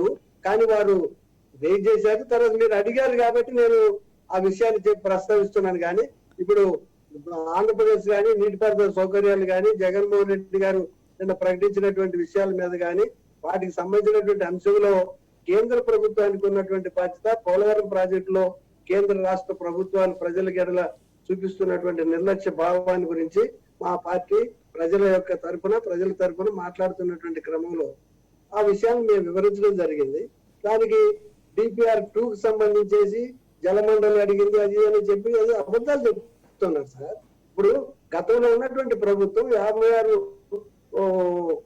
కోట్ల రూపాయలకి డిపిఆర్ 2 తయారు చేసి పంపించింది. దాన్ని జలమండలి ఆమోదించింది, తర్వాత కేంద్ర ప్రభుత్వం ఆలోచించింది, తర్వాత ఇక్కడ ఉండేటువంటి ఆ పోలవరం కమిటీ ఏదైతే ఉంటుందో అది ఆమోదించింది. అంతా ఓకే అయిపోయి అంతా అయిన తర్వాత డబ్బులు ఇవ్వమని చెప్పేసి ఆర్థిక మంత్రిని కలిసే జగన్మోహన్ ప్రధానమంత్రిని కలిసారా లేదా? కలిస్తే మాట్లాడేది అబద్ధం. 55,584 కోట్లకు ప్రతిపాదనలు పంపితే ఎక్కడెక్కడ దేనికి ఎంత అయిందనే దాన్ని ఆర్సీసీ చూసి మీరు ఇస్తున్నటువంటి ప్రతి ఎకరం విలువ మీరు 40 లక్షలు వేసుకుంటే కుదరదు. 10 లక్షల రూపాయలు ఉన్నటువంటి భూమిని అకస్మాత్తుగా చేస్తే ఎట్టవుతుంది? మీరు లేని భూమిని ఒక్కసారిగా అకస్మాత్తుగా ఎందుకు పెరిగింది? అదేవిధంగా శాఖల్లో జనాలు ఎట్లా పెరిగారు? మీ నీటిపారుదల వ్యయం ఒక్కసారిగా ఎందుకు పెరిగింది అనేటువంటి దాన్ని డబ్బులు ఇచ్చిన వాడు ప్రశ్నించడండి. ఆ డబ్బులు మాటలు ప్రశ్నిస్తే మీకు సహాయం చేయనట్టు, ప్రశ్నించకుండా మీకు గొప్పనంగా డబ్బులు తీసుకొచ్చి పోస్తే మీరు మీ మద్దతుదారులైనటువంటి అల్జీమర్ పార్టీ, తెలుగుదేశం పార్టీ మీరు ప్రజల్లో వైషమ్యాలు రెచ్చగొట్టి ప్రజల మీద వ్యతిరేకం చేసుకొట్టి భారతీయ జనతా పార్టీతో సిద్ధాంత వ్యతిరేక భావనతో ప్రజల మీద వ్యతిరేకంగా చేసేటువంటి భావన మీరు కింద స్థాయిలో జెండాలు తీసుకొని మీరు బయలుదేరతారు. పై స్థాయిలో ఆయన ఎల్లో జెండా తీసుకొని ప్రచారం చేస్తూ ఉంటాడు. మేము భారత మాతాకి జయ అంటాం, ఈ భూమికి జయ అంటాం. మీరు లెనిను, స్టాలిను, మార్కిస్టు ఎక్కడా పుట్టినోళ్ళకి జయ అంటారు. మీరు చైనాకి భక్తులు, మేము భారత భక్తులు. ఇందులో సిద్ధాంతం వారించే ఏం లేదండి. ఆర్ఎస్ఎస్ కి, బీజేపీకి మొత్తం ఒకటే. ఈ దేశం మాది, దేశం కోసం బతుకుతాం, ఈ దేశం కోసం చచ్చిపోతాం. మీరు చైనా కోసం పోతారు, చైనా కోసం చచ్చిపోతారు. అంత మించి తేడా ఏం లేదండి. రైట్. మరి ఎక్కువగా విమర్శిస్తున్నారు బాజీ గారు. కోసం లేకపోతే రష్యా కోసం లేకపోతే ప్రపంచంలో ఉన్నటువంటి కమ్యూనిస్టు దేశాల గురించి బతుకుతున్నది. వీళ్ళు పాపం వీళ్ళు మాత్రమే ఇక్కడ ఉండేటువంటి ఈ భూమి కోసం, ఈ నేల కోసం, ఈ అమ్మ కోసం బతుకుతున్నారు అని చెప్పి వాళ్ళు ఏదైతే నమ్ముకుంటున్నారో, ఈ భూమి మీద ప్రజల కోసం, ప్రజలకు సంబంధించిన దేశంలో ఉన్నటువంటి ప్రజలది రాజధాని నమ్మేటువంటి వాళ్ళం మేము. ప్రజల తరఫున ఉండే వాళ్ళం మేము. స్వాతంత్ర పోరాటంలో పాల్గొన్నది మేము. నిజామాబాద్కు వ్యతిరేకంగా పోరాడింది మేము. జమీందారులకు వ్యతిరేకంగా పోరాడింది మేము. బ్రిటిష్ వాళ్ళకి, మహారాజు ఇందిరాగాంధీ నిలబెట్టింది మీరు, ఎమర్జెన్సీలో సపోర్ట్ చేసింది మీరు. ఒక్క రోజు కూడా మీరు ఎక్కడ పోరాటంలో లేనటువంటి మీకు, చరిత్ర లేనటువంటి మీకు, మాకు పోలికేంటి? అనేక మంది రాష్ట్రీయ స్వయం సేవకులు ఈ దేశం కోసం తన మన ప్రాణాలు ధారపోశారు. అమెరికాలో కష్టజీవుల గురించి కానీ, అమెరికాలో ఉన్నటువంటి చికాగో కార్మికుల యొక్క చైనా వెళ్ళండి, జరుగుతాం. భారత్ లో అంతకన్నా కష్టపడే ఉన్నారు. దాని మీద కాదు, పోలవరం అభివృద్ధి మాట్లాడుతున్నారు. చైనా ఈ దేశాన్ని ఆక్రమిస్తానికి వస్తే జెండాలు పట్టుకుని ఎగిరిన వాళ్ళు మీరు. ఈ దేశం మీద మీకు ప్రేమ ఉందని చెప్తే జనం ఎవరు నమ్ముతారు చెప్పండి. చంద్రశేఖర్ గారు, గాంధీ స్వీట్లు పంచుకున్నది మీరు. చైనా దయాభిక్ష భారత్ విడుదలని చెప్పినటువంటి వాళ్ళు మీరు. లైవ్ షోకి తిరిగి స్వాగతం. ఇక దుబ్బాక ఫలితానికి సంబంధించి కౌంటింగ్ మొదలైంది. అలాగే బీహార్లో ఎన్నికలు మొదలయ్యాయి, ఫలితాలు మొదలయ్యాయి. ఆర్జేడీ 12, అట్లాగే ఎన్డీఏ 12, ఆర్జేడీ 11గా, అంటే హోరాహోరీగా వస్తున్నటువంటి కనపడుతోంది. ఇక మనకి ప్రముఖ సెఫాలజిస్టు ఆరా మస్తాన్ గారు ఉన్నారు.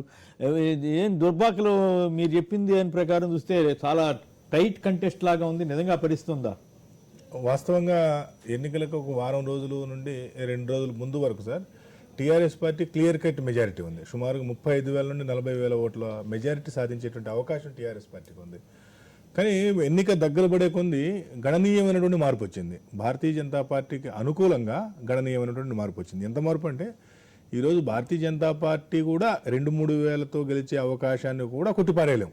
ఆ స్థాయి నుండి టీఆర్ఎస్ పార్టీ గెలిస్తే మాక్సిమం 8-9 వేలు అంతే. అంటే బిట్వీన్ ఏదైనా కానీ 10,000 ఓట్ల తేడా. గంటలో ఫలితాలు వచ్చేస్తాయి. మరి మీరు చెప్పే మాటకి రిస్క్ తీసుకుంటున్నట్టు. అవును, అంటే వాస్తవ పరిస్థితి అది. ఎందుకంటే మీకు చాలా మంది 25-30 వేలు మెజార్టీ వస్తుందని అంటున్నారు. అంటే సరే, అనేక రకాల సంస్థలు అనేక రకాలుగా ఇచ్చింది. కొన్ని టీఆర్ఎస్ పార్టీకి 25-30 వేలు ఇచ్చినాయి, అలాగే భారతీయ జనతా పార్టీ కూడా ఇచ్చినటువంటి వాళ్ళు ఉన్నారు. బట్ అక్కడైతే ఎలక్షన్ మాత్రం చాలా క్లోజ్ కంటెస్ట్ ఎలక్షన్. ఎందువల్ల? ఎందుకంటే మీరు ఎన్నికల కంటే ముందు నుండి మీకు అక్కడ ఈ కరోనా పీరియడ్ కారణంగా అనేక మంది యువకులు, విద్యార్థులు, నిరుద్యోగులు గ్రామాల్లో ఉండిపోయారు. ఈ గ్రామాల్లో ఉండిపోవడంతో పాటు గతంలో టీఆర్ఎస్ పార్టీ ఏవైతే ఎన్నికల హామీలు ఇచ్చిందో ఈ ఎన్నికల హామీల గురించి చర్చించడం మొదలుపెట్టారు. చర్చించి అనేక లక్షల ఉద్యోగాలు వస్తాయని తెలంగాణ రాష్ట్రాన్ని సాధించుకున్నటువంటి మనం ఇలా ఉద్యోగాలు రాకపోగా ఈ ఫీల్డ్ అసిస్టెంట్లను తొలగించడం, యానిమేటర్లను తొలగించడం, విఆర్ఓ వ్యవస్థను రద్దు చేయడం. సరే, విఆర్ఓ వ్యవస్థను రద్దు చేయడం పట్ల ప్రజల్లో కొంత సానుకూల దృక్పథం వ్యక్తమవుతున్నప్పటికీ కూడా, కానీ ఓటింగ్ విషయానికి వచ్చేటప్పటికి గ్రామాల్లో ఉండే విఆర్ఓలు వీళ్ళందరూ కూడా మేము నిత్యం మీకు అందుబాటులో ఉండేటువంటి వ్యవస్థను రద్దు చేశారు. అంటే ఓవరాల్ ఈ రద్దు అనేటువంటి పదం ఎప్పుడైతే ఎక్కువ వినపడిందో, సాధించుకున్న ఉద్యోగాలు, కొత్త ఉద్యోగాలు వస్తాయనుకున్నటువంటి ప్రజలు ఈ ఉన్న ఉద్యోగాలు రద్దు అవ్వడాన్ని ఒక నెగిటివ్గా భావించారు. నెగిటివ్గా భావించడంతో పాటు మీరు ఇక్కడ గమనించాల్సినటువంటి విషయం ఉంటుందండి. 3-3 అభ్యర్థుల గురించి మనం చర్చించాలి. సోలిపేట సుజాత గారు, రఘునందన్ గారు, శ్రీనివాసరెడ్డి గారు. ఈ 3 అభ్యర్థుల్ని కనుక మనం ఒకసారి కొద్దిసేపు పార్టీ పక్కన పెట్టి అభ్యర్థులు కనుక మనం కంపేర్ చేసినట్లయితే, రఘునందన్ గారి క్యారెక్టర్, రఘునందన్ గారి క్యాండిడేచర్ ముందు, స్ట్రేచర్ అండ్ క్యాండిడేచర్ ముందు వీళ్ళిద్దరూ సరిపోయినటువంటి పరిస్థితి. రెండోది, శ్రీనివాసరెడ్డి గారు ముత్యంరెడ్డి గారి అబ్బాయిలాగా కొంత ఆయనకి చరిష్మా ఉన్నప్పటికీ సడన్గా ఒకరోజు నామినేషన్ ముగింపుకి ఒకరోజు ముందు ఆయన టీఆర్ఎస్ పార్టీ నుండి కాంగ్రెస్ పార్టీకి రావడాన్ని ఇదేదో కుమ్ముక్కు రాజకీయంగా ప్రజలు భావించారు. సో దాని కారణంగా రఘునందన్ అనేటువంటి స్ట్రేచర్ ముందు ఈ 2 స్ట్రేచర్లు పడిపోయినాయి. నంబర్ 1. నంబర్ 2, రఘునందన్ అనేటువంటి వ్యక్తి అక్కడ అప్పటికే 2 సార్లు అసెంబ్లీకి, ఒకసారి పార్లమెంట్కి పోటీ చేసి ఓడిపోయి ప్రజలకు అందుబాటులో ఉంది, సింపతి ఉంది. నంబర్ 2. నంబర్ 3, రఘునందన్ అనేటువంటి వ్యక్తి గతంలో తెలంగాణ రాష్ట్ర సమితి పార్టీకి అక్కడ జిల్లా అధ్యక్షుడిగా పనిచేయడంతో పాటు అనేక మంది టీఆర్ఎస్ ముఖ్య నాయకులతో, టీఆర్ఎస్ కార్యకర్తలతో గణనీయమైనటువంటి వ్యక్తిగత సంబంధాలు ఉన్నాయి. సో ఇవన్నీ కలిసి ఈరోజు రఘునందన్ గారి ఆస్ట్రేచర్ అంటే ఇవాళ నేను గెలుస్తుందని వెంటనే చెప్పలేకపోయినప్పటికీ బట్ ఇవాళ 44%, 45% ఓటు బ్యాంకు రావడానికి గల కారణం ఏదైతే ఉందో ఇది రఘునందన్ గారు. రెండోది ఇందాక నేను చెప్పినట్టు టీఆర్ఎస్ పార్టీ మీద ఉన్నటువంటి వ్యతిరేకత. రైట్. ఒక్కసారి బీహార్ వాటికి వెళ్దాం. కృష్ణరాజు గారు మీరేమంటారు? బీహార్ కానీ దుబ్బాక్ కానీ మీకేమనిపిస్తోంది? అది ఇక్కడ మొదట మనం దుబ్బాకకు సంబంధించి ఆలోచిస్తే ఎగ్జిట్ పోల్స్ అనేది ఎగ్జాక్ట్ పోల్స్ గా మనం భావించలేము. అది ఎందుకంటే దుబ్బాకలో ఈ రోజున మీకు ఆశ్చర్యకరమైన ఫలితం వెలువడినా మనం ఆశ్చర్యపోవక్కర్లేదు. ఎందుకంటే నేను గత 4-5 రోజులుగా ఈ దుబ్బాక ప్రాంతంలో యాక్టివ్ గా క్యాన్వాస్ చేసిన టిఆర్ఎస్ నాయకులతో మాట్లాడిన ఆ ఫీడ్బ్యాక్ చూసి చెప్తున్నాను మీకు. నేను ఆ టిఆర్ఎస్ నాయకులు అంటే బయట ప్రాంతం నుంచి ఆ ప్రాంతానికి వెళ్లి క్యాన్వాస్ చేసిన నాయకులు ఉంటారు కదండి, వాళ్ళు చెప్పిన ఫీడ్బ్యాక్ ఏంటంటే వాళ్ళే ఈ రేపు మా పార్టీ గెలుస్తుందో లేదో అన్న అనుమానాన్ని చాలా బలంగా వ్యక్తం చేయటం అనేది ఇక్కడ విశేషం అండి. వాళ్ళు చెప్పేది ఏంటంటే ప్రధానంగా ఈ టిఆర్ఎస్ పార్టీకి సంబంధించి అక్కడ ఏదో ఒక నిస్తేజమైన పరిస్థితి ఉంది కార్యకర్తల్లోనండి. ఎందుకంటే మాకు సరే గుర్తింపు లేదు, మాకు మేము ఆశించిన విధంగా ఇక్కడే జరగట్లేదు, నిరుద్యోగం కావచ్చు. తర్వాత మీకు పక్కపక్కన చూస్తే మీకు సిద్దిపేట మీకు డెవలప్ అయింది, మీకు అట్లాగే మీకు గజ్వేల్ డెవలప్ అయింది, కానీ దుబ్బాక మాత్రం ఇంకా చాలా అధ్వానంగా ఉంది అని చెప్పడం ఒకటి. ఏంటంటే బీహార్ గురించి కూడా ఒక మాట చెప్పండి. బీహార్ ఎట్లా ఫైనల్ గా ఎవరు బయటపడతారు? ఇప్పుడు అల్టిమేట్ గా రేపు బీహార్ అనేది మీకు టఫ్ కాంటెస్ట్ అండి. ఈ టఫ్ కాంటెస్ట్ లో కీలకమైన పాత్ర పోషించే పార్టీ ఏదైనా ఉందంటే భారతీయ జనతా పార్టీ. వారు ఏం చేస్తారంటే రేపు ఏమన్నా అటు ఇటుగా ఉంటే వాళ్ళు ఖచ్చితంగా మీకు ఈ ఆర్జేడీకి మద్దతు ఇచ్చి అక్కడ ప్రభుత్వంలో వారు ఉండే అవకాశం ఉంటుంది. అంతే తప్ప వాళ్ళు ఆర్జేడీ వాళ్ళని లాగుతారేమో ఒకవేళ ఏమన్నా 4-5 తక్కువ అయితే. లాగే ప్రయత్నం మీకు మహారాష్ట్రలో లాగే ప్రయత్నం చేసి మాకు అధికారం కావాలని మధ్యప్రదేశ్ లో చేశారు కదా, మధ్యప్రదేశ్ మరి కొన్ని చోట్ల వచ్చేటప్పటికి మహారాష్ట్రలో పవర్ షేరింగ్ అనేది జరుగుంటే మీకు ఈ రోజు ఇట్లా ఉండేది కాదు. కానీ ఏమైందంటే పట్టుబడి కూర్చున్నారు, నాకే ముఖ్యమంత్రి కావాలని చెప్పి పట్టుబడి కూర్చున్నందుకు ఫలితం ఏంటంటే పూర్తిగా రాష్ట్రాన్ని వాళ్ళు కోల్పోయారు. అటువంటి తప్పు ఇక్కడ బీహార్లో వాళ్ళు చేయకపోవచ్చు అండి. ఓకే. రేపు భారతీయ జనతా పార్టీ అనేది కీలకమైన పాత్ర పోషించే అవకాశం ఉంటుందండి.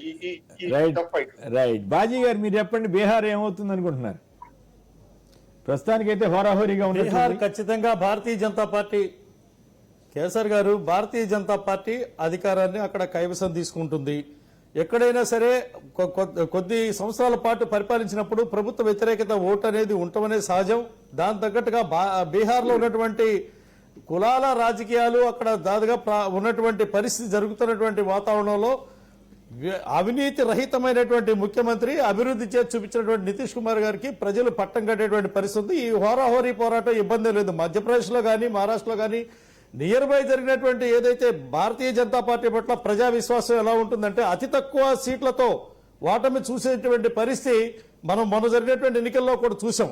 ఆ అతి తక్కువ ఎందుకు వస్తుందంటే ప్రజల విశ్వాసం మన పక్కన ఉంటే ప్రజా వ్యతిరేకమైన ఓటు 10% ఉన్నటువంటి తేడాని ఆ అవతల ఉన్నటువంటి ప్రతిపక్షాలు చేదిక్కించుకునేటువంటి పరిస్థితి వచ్చినప్పుడు జరుగుతుందనేది వాస్తవమైనటువంటి విషయం. ఏదైనా ఇవాళ ఆంధ్రప్రదేశ్ ఉంది ఫర్ ఎగ్జాంపుల్ తీసుకుంటే ప్రజా వ్యతిరేకత అంటే ఎలా ఉండాలంటే స్టార్టింగ్ దగ్గర నుంచి కూడా ఈ అధికార ప్రభుత్వానికి ఎంత వేగంగా సీట్లు పెరిగినాయో ఎలక్షన్ రిజల్ట్ వచ్చే నాటికి అంత దారుణంగా పడిపోయినటువంటి పరిస్థితి ఎక్కడ కూడా భారతీయ జనతా పార్టీ చెవి చూసినటువంటి పరిస్థితి కాదు. ఇవాళ వాస్తవం కూడా బీహార్ ముఖ చిత్రంలో కనపడుతున్నటువంటి ధోరణి కూడా అదే కనపడతా ఉంది. సమతుల్యంగా జరుగుతున్నటువంటి అక్కడ ఎన్నిక ఉందో చివరికి వచ్చేసరికి అధికారం ఖచ్చితంగా భారతీయ జనతా పార్టీ చేపడుతున్నటువంటి విశ్వాసాన్ని వ్యక్తం చేస్తా ఉన్నాను. చంద్రశేఖర్ గారు సార్, దుబ్బాకకి సంబంధించినటువంటి దీంట్లో నిర్ణయాత్మకమైనటువంటి ఓటింగ్ ఇక్కడ బీసీలది, ముఖ్యంగా బీసీల్లో కూడా ఈ బీడీ కార్మికుల యొక్క సంఖ్య దుబ్బాకలో అత్యధికంగా ఉంది సార్. ఓకే. ఈ బీడీ కార్మికుల్లో వాళ్ళకి పెన్షన్ అనేటువంటిది భారతదేశంలో ఎక్కడ లేని పద్ధతిలో ఇక్కడ కేసీఆర్ ప్రభుత్వం ఇచ్చినటువంటి నేపథ్యంలో అది వారికి ఒక ఎసెట్. అటు గజ్వేల్ లో గాని, సిద్దిపేటలో గాని, వాళ్ళ దుబ్బాకులో గాని ఇక్కడ ప్రతి ఇంట్లో కూడా బీడీలు చుట్టడం అనేటువంటిది ఒక సాంప్రదాయంగా వస్తున్నటువంటి వ్యవహారం. ఈ ప్రత్యేకతని ఏ మేరకు అధిగమించగలుగుతారనేటువంటిది ఒక సమస్య. రెండోది ఏంటంటే నీటిపారుదల సౌకర్యాలకు సంబంధించినంత వరకు దుబ్బాక బీహార్ ఏమవుతుందని మీ అంచనా చెప్పండి. బీహార్ లో ఆర్జేడీనా లేకపోతే ఎన్డీఏనా? బీహార్ లో అన్ని వాటికి అన్ని చూస్తే యువకులందరూ కూడా ఆర్జేడీ వైపుకి, ఆర్జేడీ తోటి కూడినటువంటి సంఘటన వైపుగా ఉన్నారు. వృద్ధులు లేకపోతే పెద్దలుగా ఉండేటువంటి వాళ్ళు వీళ్ళందరూ కూడా నేమో ఎన్డీఏ వైపుగా ఉన్నారనేటువంటిది ఒక వార్త. అలాగే ఈ నిరుద్యోగం అనేటువంటి సమస్య, తర్వాత మొన్న జరిగినటువంటి ఈ కరోనా నేపథ్యంలో వలసలు ఏదైతే జరిగినాయో దాదాపు 10 లక్షల మంది బీహారీలు ఎవరైతే ఉన్నారో వివిధ ప్రాంతాల నుంచి వాళ్ళు బీహార్ వెళ్ళి అయితే అక్కడ వాళ్ళకి సరైనటువంటి రిసెప్షన్ కానీ, సరైనటువంటి ఏర్పాట్లు కానీ చివరికి వాళ్ళకి కూడా ఇవ్వనటువంటి పరిస్థితుల్లో ప్రభుత్వానికి వ్యతిరేకమైనటువంటి ఒక ఊపు యువకుల్లో ఈసారి ఎలాగైనా సరే ఆర్జేడీని అధికారంలో తీసుకురావాలనేటువంటి కాంక్షతో ఉన్నారు అనేటువంటి మాట్లాడతారా? రాజశేఖర రెడ్డి గారు సార్ ఒక్క నిమిషం. అదే ఇందాక సార్ ఒక్క మాట, అదే చంద్రశేఖర్ గారు ఇందాక మాట్లాడినప్పుడు ఎడ్యుకేషన్ గురించి మాట్లాడి ఒక మాట చెప్పదలుచుకున్నానండి, విత్ యువర్ పర్మిషన్. నేను ఏమంటున్నానంటే చంద్రశేఖర్ గారు మాట్లాడే విధానం ఎలా ఉందంటే డిపిఆర్లు, తర్వాత డిపిఆర్లు ప్రాజెక్టు సంబంధించిన డిపిఆర్లు కానివ్వండి, వివిధ ఖర్చులు ప్రజల ముందు ఉంచాలంటున్నారు. ఇక్కడ ఇరిగేషన్ మంత్రి అనిల్ యాదవ్ గారు చేస్తున్నది అదే. డిపిఆర్ లేకుండా ఏ ప్రాజెక్టు టేకప్ చేయాలని వారికి తెలియని అంశమే కాదు. ఇంకొకటి చాలా కీలకమైన అంశం, జగన్ గారి యొక్క స్వభావం గురించి మాట్లాడారు. ఈ కమ్యూనిస్టు పార్టీలకు ఎంతసేపు చంద్రబాబు గారి యొక్క దృష్టితో చూసినప్పుడు వారి స్వభావాలు చంద్రబాబు గారి స్వభావం లాగానే కనిపిస్తూ ఉంటుంది. ఎప్పుడైతే మీ ప్రజల మనసు ఎరిగి ప్రజల మనసు ద్వారా తెలుసుకుంటే జగన్ గారి యొక్క ఉన్నతమైన స్వభావం ఏంటనేది మీకు అర్థమవుతుంది. మీకు అర్థం కానంత వరకు ఈ భారతదేశంలో ఎస్పెషల్లీ ఆంధ్రప్రదేశ్ లో మీ యొక్క స్థానం అలాగే ఉంటుంది. మీరు వ్యక్తిగతంగా వదిలిపెట్టి ఎప్పుడైతే ప్రజల కోసం పోరాడతారో చంద్రబాబు ఎజెండాను మోచినంత కాలం మీరు అలానే ఉంటారని ఒక్కసారి హెచ్చరిస్తా ఉన్నాం. కొమ్మినేని గారు చర్చ మారిన తర్వాత కూడా మీరు అదే చెప్తారు. ముస్తాన్ గారు చెప్పండి, బ్రేక్ తీసుకోవాలి. ఫైనల్ గా బీహార్ గురించి కూడా మీరు ఏమన్నా చేశారా? నేను బీహార్లో అయితే ఏం పనిచేయలేదండి, బట్ అనేక సంస్థలు కొలీగ్ ఆర్గనైజేషన్స్ పనిచేస్తుంటాయి కాబట్టి మాట్లాడుతున్నటువంటి క్రమంలో అక్కడ జేడీయూ పతనం చాలా వేగంగా జరిగిపోతూ ఉంది. సరే, శరద్ యాదవ్ గారికి నితీష్ గారికి మధ్యనటువంటి విభేదాల దగ్గర నుండి మొదలుకుంటే ఆ రోజు నుండి ఈ రోజు వరకు జేడీయూ యొక్క పతనం చాలా వేగంగా, దానితోడు మహాగఠబంధన్ నుంచి ఎన్డీఏకి మారటం కానీ అవన్నీ కూడా ఖచ్చితంగా ఎఫెక్ట్ అవుతుంది. అదే చెప్పబోతున్నాను నేను. ఆ రోజు శరద్ యాదవ్ గారికి మధ్య రావడం కానివ్వండి, ఆర్జేడీ, జేడీయూ, కాంగ్రెస్ కూటమి గెలిచిన తర్వాత కొన్నాళ్ళకే వారు మళ్ళీ ఎన్డీఏలోకి రావడం కానివ్వండి, ఇవన్నీ వ్యక్తిత్వం మీద ప్రభావం చూపేటువంటి అంశాలు, ఒక నాయకుడి వ్యక్తిత్వం మీద ప్రభావం చూపేటువంటి అంశాలు. దాంతో పాటు అక్కడ అనేక రకాల సంక్షేమ కార్యక్రమాలు నితీష్ కుమార్ గారు చేసినప్పటికీ పరిస్థితి చూస్తే కొంచెం గ్యాప్ పెరుగుతున్నట్లుంది. వాళ్ళది 31, వీళ్ళ 41. సహజంగా అట్లే ఉంటుంది రిజల్ట్ కూడా. అనేక సర్వే ఏజెన్సీలు కూడా అదే చెప్పినాయి. కాబట్టి అది సరే, ఒక 10 సీట్ల తేడాతో అయినా సరే మహాగఠబంధన్కి స్పష్టమైనటువంటి అవకాశాలు కనబడతా ఉన్నాయి. సో తేజస్వి యాదవ్ అక్కడ కేవలం నిరుద్యోగం అనేటువంటి అంశాన్ని ఎజెండాగా తీసుకొని రాష్ట్ర వ్యాప్తంగా తిరిగినటువంటి క్రమంలో ఆయనకి 10 లక్షల ఉద్యోగాలు ఇస్తా అన్నారంటే ఇక్కడ జగన్ గారి చేసిన విధానాలను కూడా దృష్టిలో ఉంచుకుని చెప్పాడు. జగన్ గారు దేశానికి ఒక రోల్ మోడల్ ని ముందుంచారు. ఈరోజు సెక్రటేరియట్ వ్యవస్థలో కానివ్వండి, వాలంటీర్ వ్యవస్థలో ఎవరు ఊహించలేదు కదా, ఒక్క దెబ్బలో 1,00,000 మందికి డైరెక్ట్ గా అక్కడ ఉద్యోగాలు, వాలంటీర్ల పేరు సుమారు 6 లక్షల ఉద్యోగాలు కొత్తగా. అసలు ఉద్యోగం అనేది ఉద్యోగం, అది 5,000 ఉద్యోగమా, 10,000 ఉద్యోగమా, 15,000 ఉద్యోగమా, ఉపాధినే. సో ఆ విధంగా ఇలా దేశం ముందు ఒక రోల్ మోడల్ని ఆయన పెంచడం జరిగింది. కాబట్టి ఖచ్చితంగా భవిష్యత్తులో దాన్ని ఆదర్శంగా తీసుకుని అనేక రాష్ట్రాలు ముందుకెళ్తాయి, అందులో అనుమానం ఏం లేదు. రైట్.